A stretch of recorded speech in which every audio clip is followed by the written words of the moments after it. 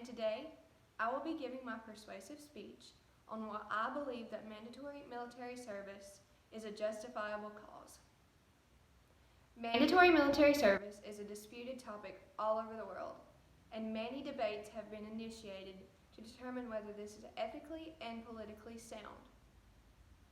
This brings us to the question, is mandatory military service justifiable? While many nations implement their defense systems differently, the purpose of this research is to examine the pros of military service and why I believe that America should consider this method for protecting our country. While many nations take the route of compulsory conscription, meaning mandatory military service, Israel is a nation that does. It requires 2 years for both males and females. One reason for this government decision is because of all the adversaries located near them. These include Jordan, Syria, and Pakistan. Israel has 169,000 members in their military, with 102,500 being conscripts. Here's a visual reference, and this is a picture of this is Israel, and here are the adversaries, Jordan and Syria. One famous person you may know that originated from Israel is Gal Gadot. You know her as Wonder Woman, and she served 2 years in the military before coming to America. The U.S. is a nation, however, that does not take the route of mandatory military service. We see evidence that we are thriving.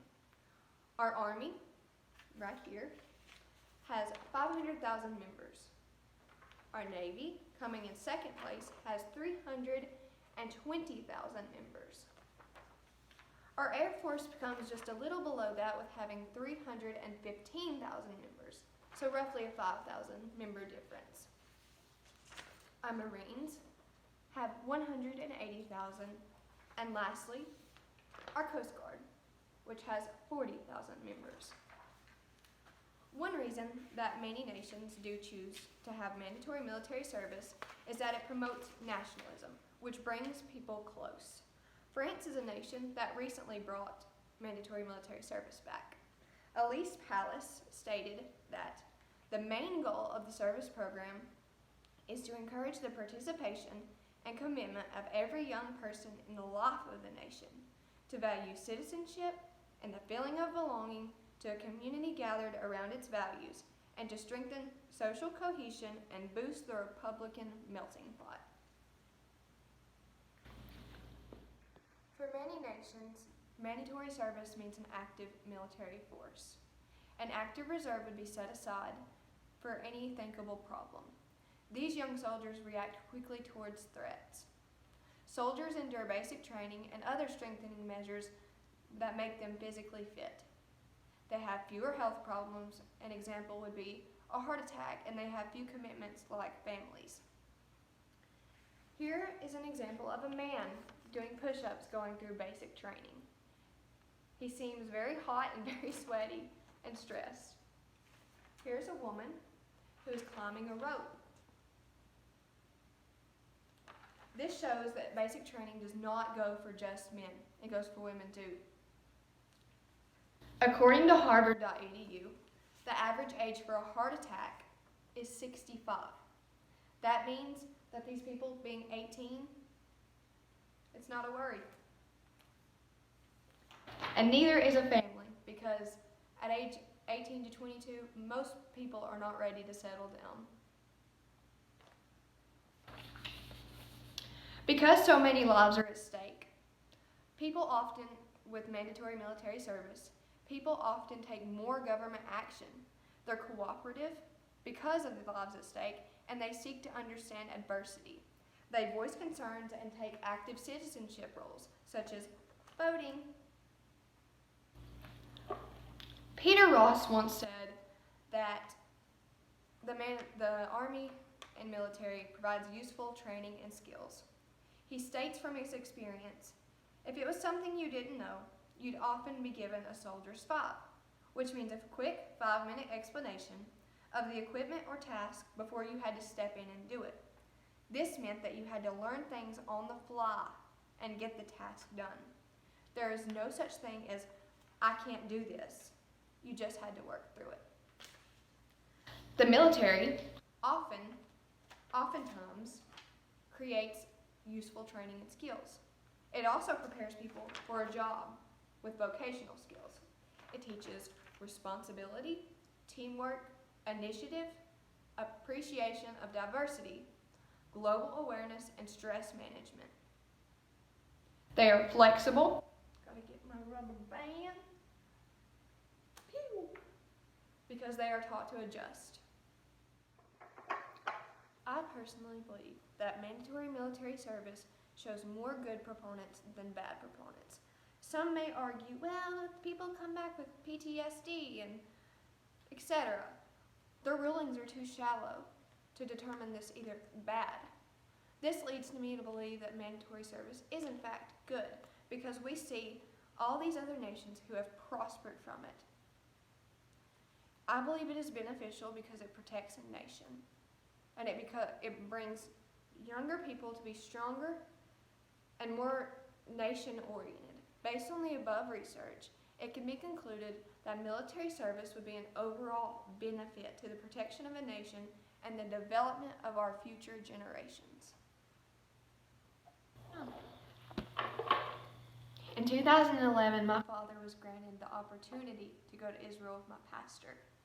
He got to visit all sorts of places, and he got to visit Calvary, he got to visit the Dead Sea, he got to visit Galilee. He was astonished by all those things, but when he came home and brought pictures, one other component that he said he was impressed with was the military. While visiting the border, he was able to take pictures of Israel's side. However, the tour guide said that if he turned around and took a picture of the other side, that the borders would be closed down in roughly 2 minutes, and that his camera would be confiscated. Luckily, no one on the tour tried to do this, so that was good. But later on in the trip, my father got to visit another bordering country. There were people on both sides ready to fight, and I just think that's so honorable that people were ready to fight for both sides of their country. Those young men, the ones that I just spoke about, yes, the ones that I call honorable, they are. Because not only are they trying to take care of their future and preserve their nation and their country, they're taking care of their families. They may not have an existing family, a wife or children, but they are trying to preserve the past generation, such as their grandparents, their parents, their siblings, their cousins. That makes an honorable human being. And not only are they trying to preserve the past, but they're trying to bring young children up. They're trying to show a good example and show young boys what it's like to grow up and be a good person.